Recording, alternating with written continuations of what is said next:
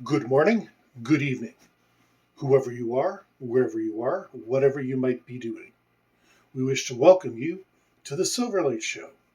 The Silverlight shines to illuminate that which lies hidden in darkness.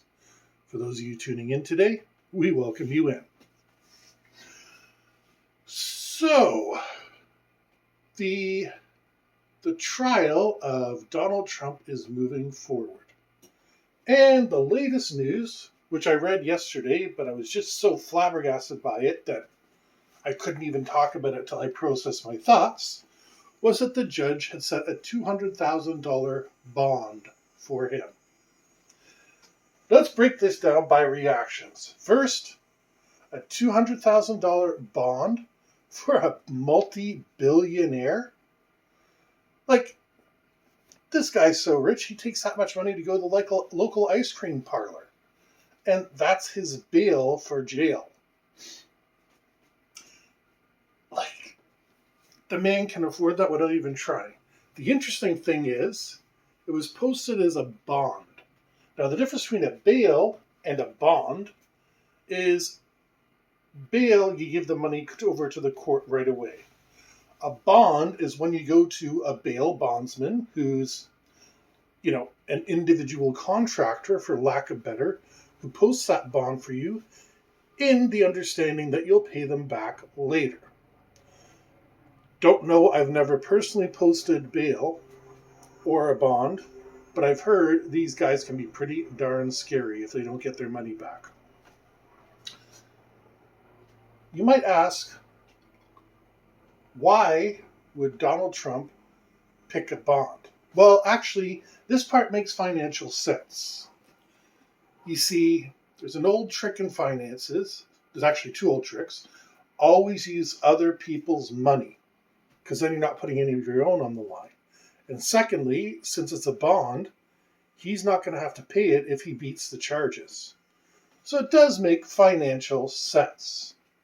The issue we have is the extremely low amount of money being paid by this individual who has multiple charges through multiple proceedings in multiple states.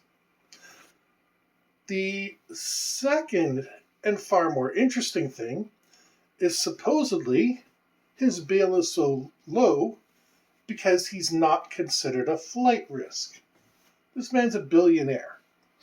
He can take his private helicopter, land on his private yacht because it does have a helipad on it, and be outside of territorial waters within an hour or so.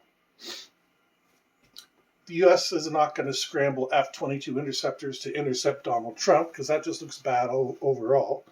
Remember the O.J. Simpson chase all those years ago?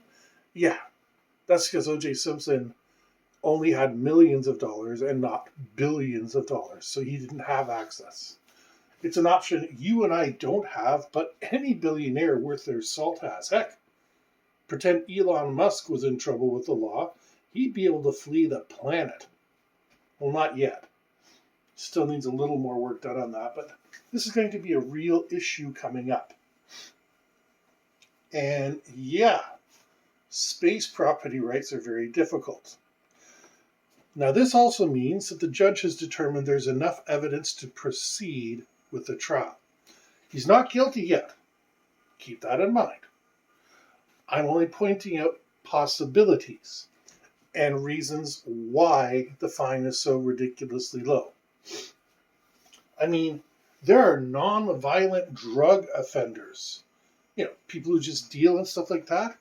There are people who have committed SA that got higher bonds than Donald Trump did. And this is where our system is completely broken. Talk about favoring the rich. For them, it's no sacrifice at all. It's like, yeah, even if I lose, I can pay this guy back in my sleep. And if I win, I pay nothing. That $200,000 can buy you a house in many places in 3 countries. Canada, the United States, and Mexico. Not going to be a luxurious house, but it's still going to be relatively nice if you do a little bit of TLC on it. Or you can just buy a lot somewhere, park a trailer RV on it, and live that lifestyle. The possibilities exist. But for Donald Trump, that doesn't cover his meal budget in a day.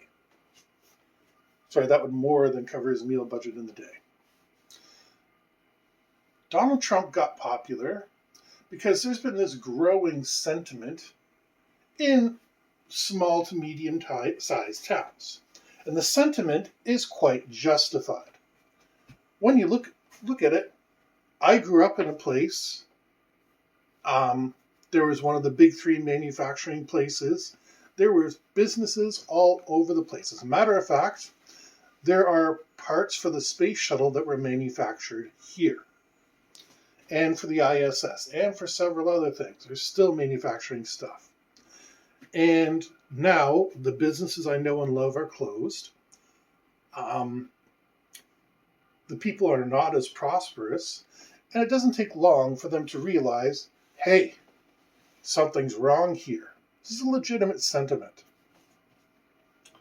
Donald weaponized that sentiment by claiming he would be the one to drain the swamp of corrupt politicians, by saying he would make America great again and bring back jobs and stuff like that.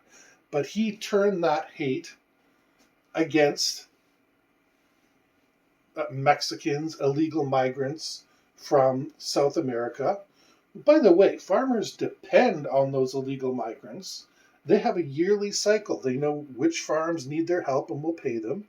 And they come up, and it's labor, part-time labor, that simply is not available. But they're a convenient target. They're taking jobs from Americans. Well, you know what? Americans don't want to be bent over picking corn and stuff like that. They want their comfortable retail job. They want to be serving fries at McDonald's rather than out in the fields, in the hot, sweaty, dusty fields. And they see these people working, and they go, well, why can't I have that job?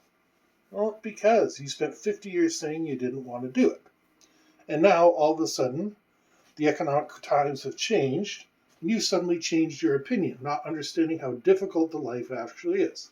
Farmer Jones has gotten used to paying well below minimum wage for his crops we brought in, and that's subsidizing your bills at the grocery store.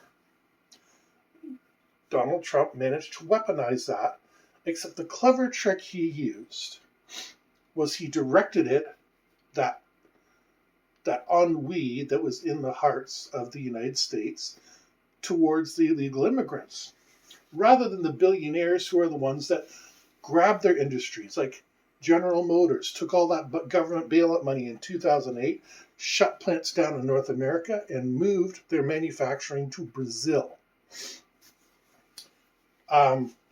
Chrysler basically held up municipalities and said, we're going to move to another place unless you give us more concessions. Ford didn't take any bailout money. But instead of saying, hey, these billionaires are creeps, no, Donald Trump defended his friends. That's why he gets so much money in campaign contributions.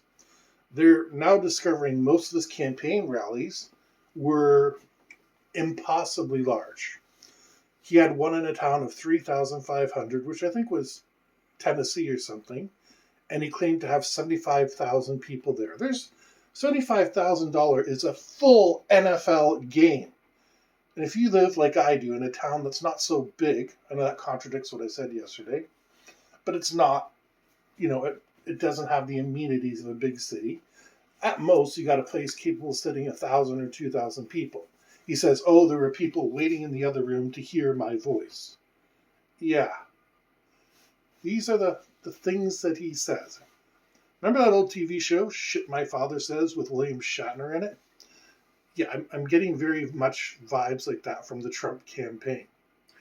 The funny part is, even if they do a 2-minute drill on this, all these charges, and remember, the courts have to work with him and say, okay, on Monday he's here, on Wednesday he's down in Tennessee, and on Friday he's somewhere. They got to work with him as well to schedule that, because he's 77 years old.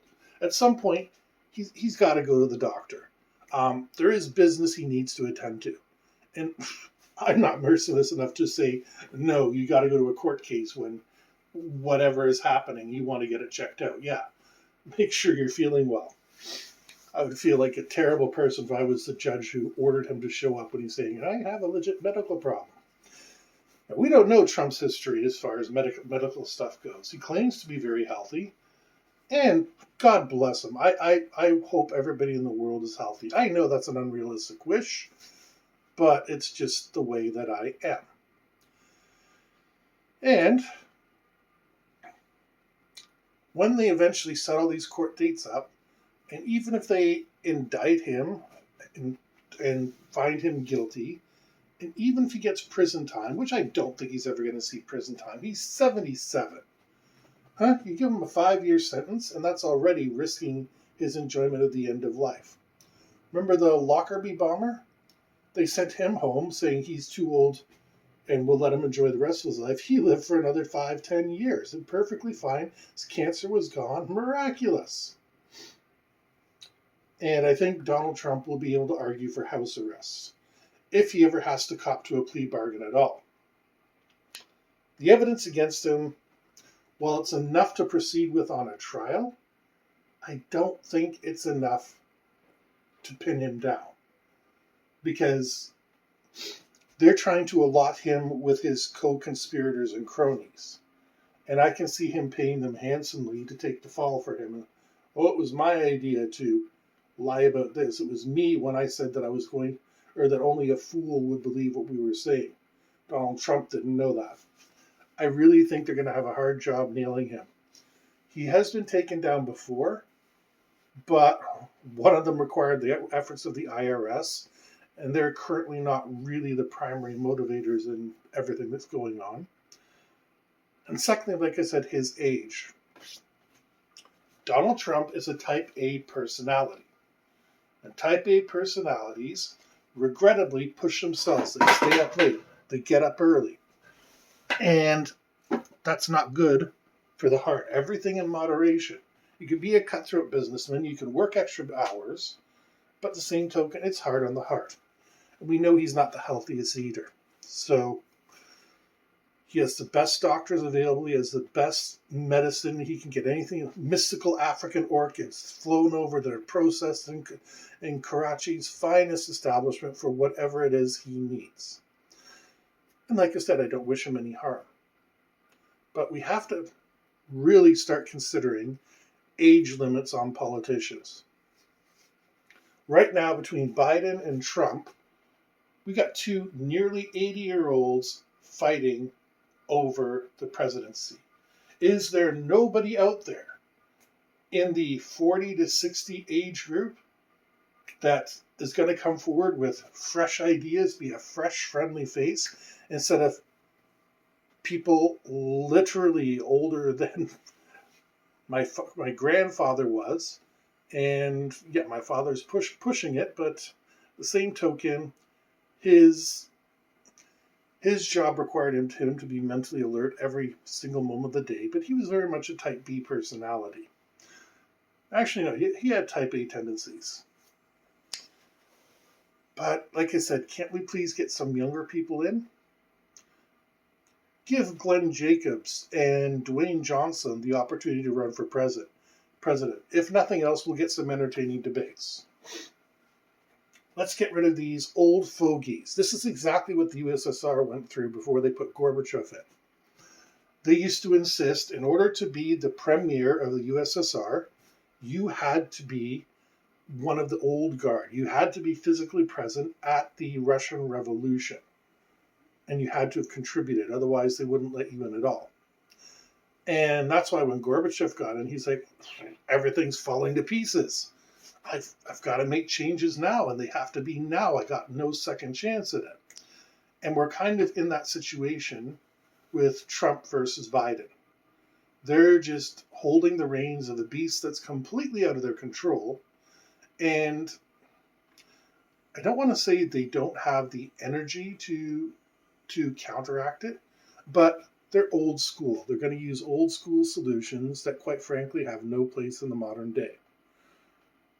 As we can see by several of the Supreme Court. Oh, yes, and also, if he goes to the Supreme Court, Trump appointed a lot of those judges.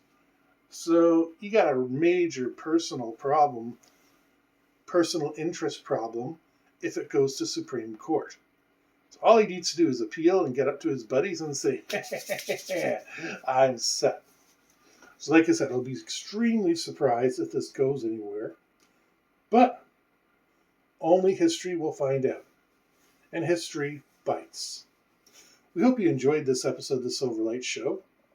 Probably most because I'm not whispering. I'm getting a little bit better. If you did, please hit the like button, subscribe if you haven't already subscribed, and click the notification icon down below so you can be notified every time that we release a video. And we hope you have a fantastic day.